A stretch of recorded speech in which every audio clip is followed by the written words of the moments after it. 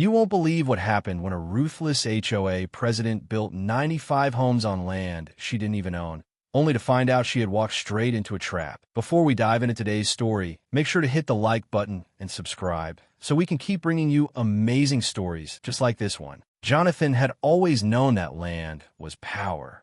The 50-acre property he inherited from his grandfather wasn't just a large stretch of land. It was a symbol of his family's legacy. His grandfather had purchased it decades ago when the surrounding area was nothing but farmland and open space. Over time, suburban development crept closer and closer, transforming nearby fields into cookie-cutter neighborhoods filled with tightly packed houses and uniform lawns.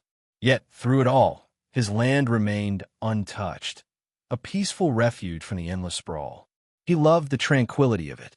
There were rolling fields, thick wooded areas, and even a small, pristine lake nestled in the back. Deer roamed freely, birds chirped in the trees, and for a long time, he had no intention of doing anything with the property. Maybe one day, he'd build a home of his own. Maybe he'd sell a few acres, but only on his terms. What he did know, for certain, was that he would never let someone take it from him. That's when Karen entered the picture.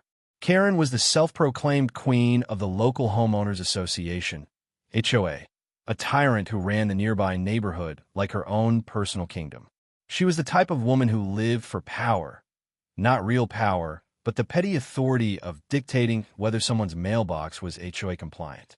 Under her rule, every house in the HOA had to be painted in approved neutral tones. Lawns were expected to be meticulously manicured, and even Christmas decorations had to adhere to the HOA's strict guidelines. People despised her, but she thrived on the control. And when she looked at Jonathan's land, she didn't just see empty property. She saw a challenge. At first, Karen tried diplomacy. She sent letters offering to buy the land at a fraction of its worth. Jonathan ignored them. Then came the visits. Karen, dressed in her usual overpriced pantsuit, knocking on his door with a syrupy smile.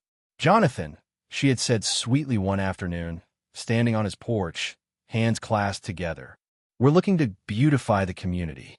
Your land is, well, it's just sitting there. We could build something truly special. Imagine new homes, a nice clubhouse, maybe even a private park for the HOA members. I'm offering you a very fair deal." Jonathan leaned against the doorframe, arms crossed. "Not interested." Karen's smile twitched. "Understand, of course." But she let out a fake chuckle. It would be such a shame if this land became abandoned and the county had to rezone it. That happens sometimes, you know. Unused land gets declared available for development. That was his first warning. But Jonathan wasn't naive. He knew exactly how HOAs like Karen's operated. They were parasites, using legal loopholes and shady county connections to force people into compliance. He had seen it before. They'd bury property owners in paperwork, push through rezoning efforts behind closed doors, and suddenly claim the land was fair game for acquisition. So, instead of fighting her directly, Jonathan decided to play the long game. He let them think they were winning. Behind the scenes, Karen and her HOA board members pulled every dirty trick in the book. They lobbied corrupt county officials, whispering in the right ears about how the land was underutilized and in need of development. They fabricated complaints, making it seem like the property was neglected, even though Jonathan had kept it in perfect condition. For nearly 2 years, they worked behind the scenes, pushing fraudulent rezoning efforts through layers of bureaucratic nonsense. Documents were filled with intentionally misleading language, painting Jonathan's land as abandoned acreage rather than private property. Then, without warning, Jonathan received an official notice. A section of his land had been rezoned. A massive development project had been approved, and the HOA was moving in. For most people, this would have been the moment to lawyer up and fight back. But Jonathan didn't panic, because he had been expecting this all along. Instead of stopping them, he let them build. Within months, the HOA had broken ground on the development. They poured millions into the project, bringing in contractors, road crews, and engineers. Jonathan watched as they carved roads through his land, installed underground utilities, and built 95 brand new homes. He made no attempt to interfere. And the reason was simple. The land still legally belonged to him. Karen had been so blinded by greed, so obsessed with expansion, that she never bothered to check whether the rezoning process was airtight. She assumed that once she had county approval, that was enough. But Jonathan still held the original land deed. And over the course of the construction, he had been gathering mountains of evidence. Drone footage, before and after surveys, legal documents proving that the rezoning process had been fraudulent from the start. He hired a real estate lawyer and made sure every piece of paperwork was airtight. Then, as the final home was completed and new families started moving in, Jonathan was ready to spring his trap.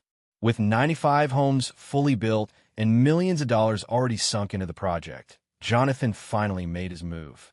He filed a lawsuit against the HOA and the county, providing overwhelming evidence that the land was never legally transferred. He had every survey, every legal document, and every fraudulent rezoning record ready to go. By the time Karen and her HOA board members realized what was happening, it was too late. They had spent 2 years and tens of millions of dollars developing land that still belonged to Jonathan. And now, he had them exactly where he wanted them. Karen thought she had outmaneuvered Jonathan, but she had walked right into his trap. While she had spent millions, he had spent nothing but time quietly watching her dig her own grave. And soon, she would pay the price. Karen had always thought she was untouchable. She had spent years ruling over the HOA with an iron fist, bending local laws to her will, and making life miserable for anyone who dared to oppose her. She had always gotten what she wanted, until now. For the first few weeks after Jonathan filed his lawsuit, Karen didn't take it seriously. She believed that because the county had approved the development, the land was hers to control. She dismissed Jonathan's legal action as a desperate, last-minute attempt to regain what he had lost. "He's just bitter," she told the HOA board members during one of their meetings. "This is a non-issue. The county already approved everything. He has no case." The board members nodded, relieved. They had sunk millions of HOA funds into the project, securing investors and promising homebuyers that this would be the most exclusive neighborhood in the city. They couldn't afford bad publicity, let alone a legal battle. Karen assured them she would handle it. But the more she dug into the lawsuit, the more nervous she became. Jonathan had not just filed a lawsuit. He had built an ironclad case. His lawyer had gathered every document, every county filing, every piece of evidence showing that the rezoning had been fraudulent. He had copies of emails, meeting minutes, and backdoor deals Karen had orchestrated with corrupt county officials. He had satellite images showing before and after changes to the land, proving that the HOA had illegally built on land they never legally owned. And the worst part? Jonathan still owned the deed. Legally, every house, every road, every pipe and utility built on that land belonged to him. Karen's confidence started to crack. She hired her own lawyers, using HOA funds to cover the costs. But it quickly became apparent that she was in trouble. The lawyers told her the truth she didn't want to hear. Jonathan's claim was valid. The county's approval was fraudulent, and the court would likely invalidate the entire development project. That meant all 95 homes, the roads, the utilities, and everything else built on the land were now in legal limbo. Karen panicked. She tried to negotiate with Jonathan behind the scenes. One afternoon, she showed up at his doorstep again, but this time, the arrogance was gone. Instead of her usual pantsuit, she wore casual clothes, trying to look more approachable. She even forced a smile as she knocked on his door. When Jonathan opened it, he didn't invite her in. He simply leaned against the doorframe, waiting. "Jonathan," she started, clasping her hands together. "Look, I think we got off on the wrong foot." "Did we?" Jonathan asked, raising an eyebrow. Karen laughed awkwardly. "I believe we can come to an agreement. The HOA, we made some assumptions about the land. Honest mistakes happen all the time in real estate, and I'm sure you're a reasonable man." Jonathan said nothing, letting her continue. Karen took a deep breath. "The thing is, we have dozens of families waiting to move in. Some of them have already sold their old homes based on the promise that this community would be ready. If we drag this into a full-blown court battle, a lot of innocent people will suffer." Jonathan finally spoke. You should have thought about that before you stole my land. Karen's smile twitched. I get that you're upset, but let's talk numbers. How much do you want? I can get you a generous cash offer, and we can forget about this whole mess. Jonathan shook his head. Karen, this isn't about money. Karen's jaw tightened. Everything is about money. Not to me, Jonathan said, stepping back inside and closing the door in her face. Karen stood there, stunned. She had never been denied like that before. With no other options, she escalated the legal fight, pushing her lawyers to stall the case. She wanted to drag it out for as long as possible, hoping that Jonathan would get tired and settle. But Jonathan had nothing but time. Over the next few months, the legal battle gained media attention. News outlets started covering the scandal. A powerful HOA president and her board members illegally building on stolen land. The headlines were brutal. HOA faces multi-million-dollar lawsuit for illegal land grab. 95 homes built on stolen land. Homeowners in legal limbo. Homeowners Association caught in fraudulent development scheme. Karen's reputation was destroyed. Her own HOA members, people who had once feared her, began turning against her. Homeowners who had supported the development started demanding answers. The investors backing the project pulled out, realizing they had poured money into a legal disaster. Then came the final blow. A judge ruled in Jonathan's favor, invalidating the rezoning and declaring that the land and everything built on it belonged to him. Karen sat in the courtroom, speechless, as the judge's ruling was read aloud. The HOA had no legal claim to the land. The development was considered trespassing, and all the homes were built on property they did not own. Jonathan now had full legal control over the fate of those 95 homes. He could evict every homeowner. He could demolish the development. He could sell the land for an even bigger profit. And Karen? She had single-handedly destroyed the HOA's financial future. The lawsuit had drained their bank accounts. The legal fees were astronomical.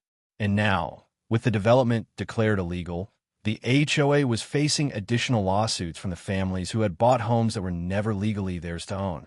The board members turned on Karen, blaming her for everything. She tried to defend herself, but no one was listening anymore. Her power was gone. As she left the courtroom, humiliated and defeated, she saw Jonathan standing outside, calm as ever. She couldn't help herself. She marched up to him, rage boiling beneath the surface. "You destroyed everything," she hissed. Jonathan tilted his head. "No, Karen, you did that all by yourself." Karen's face turned red, but she had nothing left to say. As she walked away, Jonathan smiled to himself. His trap had worked perfectly, and soon he would decide the fate of the land and the entire HOA that had tried to steal it from him. With the court ruling in his favor, Jonathan now had complete control over the land and every single home that had been illegally built on it. The HOA was financially ruined. The board members were desperately trying to salvage their reputations. And Karen? She was barely clinging to the last shreds of her power. But the real question remained. What was Jonathan going to do next? Most people assumed he would evict all the homeowners immediately. After all, the law was clear. Those homes had been built without his consent, and he had every legal right to tear them down. Home buyers who had unknowingly purchased stolen property were now in an impossible situation. Some had already moved in, furnishing their homes, planting gardens, and making the place their own. Others had sold their old homes and were now left homeless, stuck in legal limbo with no idea what to do next. Jonathan wasn't a cruel man, but he also wasn't about to let them off the hook easily. Instead of rushing into a decision, he took his time. He let the panic spread, let the HOA board squirm, and let Karen suffer the consequences of her arrogance. Meanwhile, the media frenzy intensified. News outlets followed the story relentlessly, eager to see how Jonathan would handle the aftermath. The public was divided. Some people believed he should evict everyone immediately, teaching HOAs everywhere a harsh lesson about stealing land. Others felt bad for the homeowners, arguing that they were victims who had been duped by Karen and her corrupt board. But Jonathan wasn't making decisions based on public opinion. He was making them based on his own long-term plan. So, he called a meeting. He invited the HOA board members, the county officials involved in the rezoning fraud, and, most importantly, the homeowners who now lived on his land. The meeting took place in the newly built HOA clubhouse, a lavish building that Karen had planned to use as her personal power center. Now, she sat silently in the corner, stripped of her authority, forced to watch as Jonathan dictated the terms. Jonathan stood at the front of the room, calm and composed, while the nervous homeowners shifted uncomfortably in their seats. The air was thick with tension.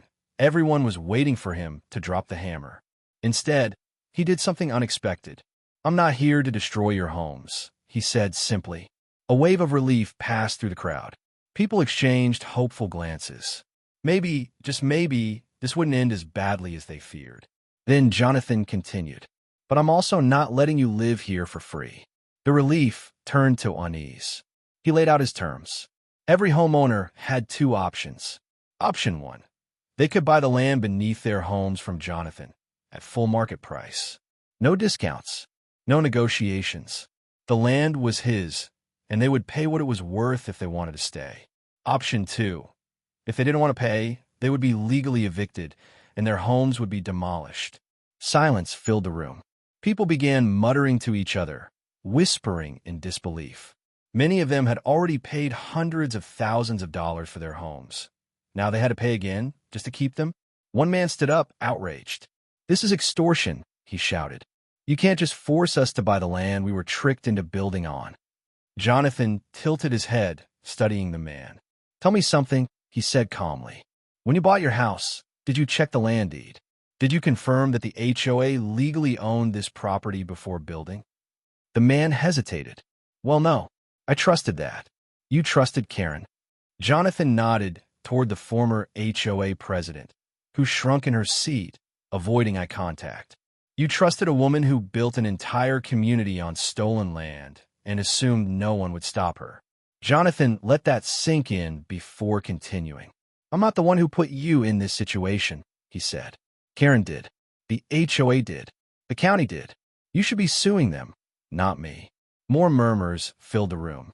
Some people looked at Karen, their expressions darkening. Then Jonathan delivered the final blow. "For those of you who want to blame me, remember this. I could evict you all right now. I could level every single one of these houses and turn this land back into the empty fields it was before." He paused, letting the thought linger. "But I'm giving you a chance.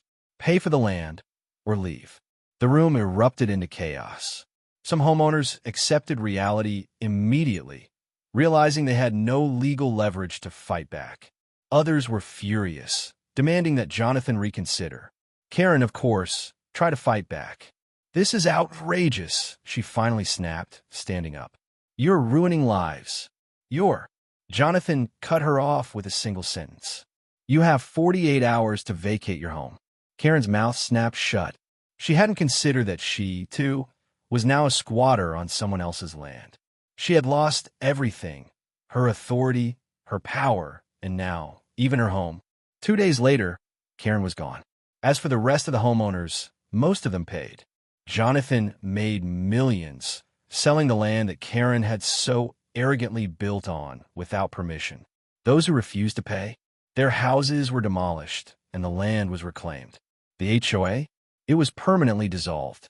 Without money, without a community to control, and without Karen leading it, the organization crumbled. The lawsuits that followed bankrupted the former board members, and Karen disappeared from public view, too ashamed to show her face again. Jonathan walked away victorious. He had outplayed them all, Karen, the HOA, the corrupt county officials, and the investors. He had waited patiently, let them fall into their own trap, and when the time was right, he took everything from them. In the end, the land was still his. And, thanks to Karen's greed, it had become more valuable than ever. The perfect revenge.